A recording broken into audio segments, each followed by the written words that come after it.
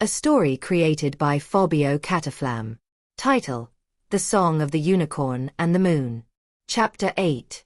Memories of Blood. The central hall of the sanctuary was plunged into an unnatural silence. There was no sound of falling water outside, nor of the wind in the mountains. It was as if the world itself held its breath. Therion approached the altar and, with a slow, heavy movement, touched the heart of the blade. The stone glowed brighter, scattering red light across the walls. "Truth is a double-edged blade," the guardian said, his voice echoing like distant thunder.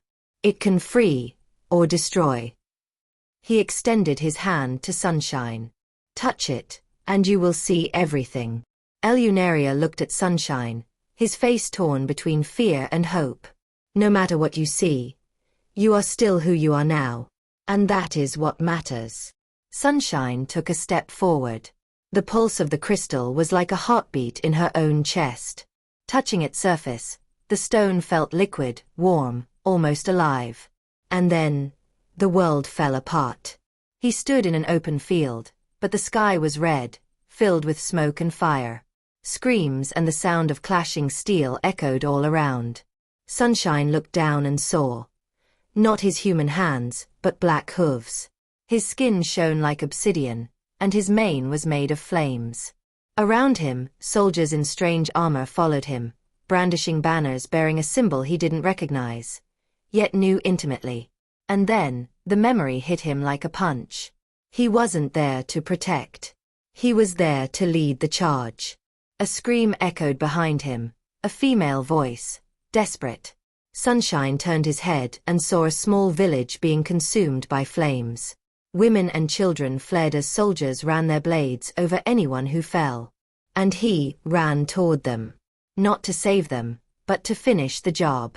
He saw himself using the horn as a spear, piercing shields, felling warriors, and without hesitation, striking a man trying to protect his son. Blood spattered hotly on the human face he watched from outside the memory. That image stuck. That man had the same eyes as him. Shock wrenched him from vision for a moment. Back in the temple, Sunshine fell to his knees, panting, trembling. Elunaria rushed to him, but Therion held up a hand, stopping her. "It's not over yet." And the second wave of memories pulled him back. Now, he stood before a throne. On it, an imposing man, covered in a dark cloak, smiled with satisfaction. Beside the throne, a black metal crown rested on a pedestal. Sunshine, or whatever creature he was, knelt, receiving words that sounded like promises, but were weighted with chains. "My general. My war unicorn. Today the world bleeds for us. Tomorrow, it will bow." And Sunshine felt something terrible. Pride. When he was finally pulled from the visions, he was drenched in sweat, breathing as if he'd been running for hours. Elunaria cupped his face, forcing him to look at her. "Sunshine. This isn't you now." But he pushed her away, his hands trembling. "You don't understand. I liked what I did. I took pride in it. Elunaria, I'm not what you think. I'm a monster." Her silver eyes gleamed, and there was pain there, not for her but for him. "Then let me prove to you that even monsters can change." Therion watched them silently, but there was something in his gaze. Maybe, just maybe, a trace of respect. End of chapter 8.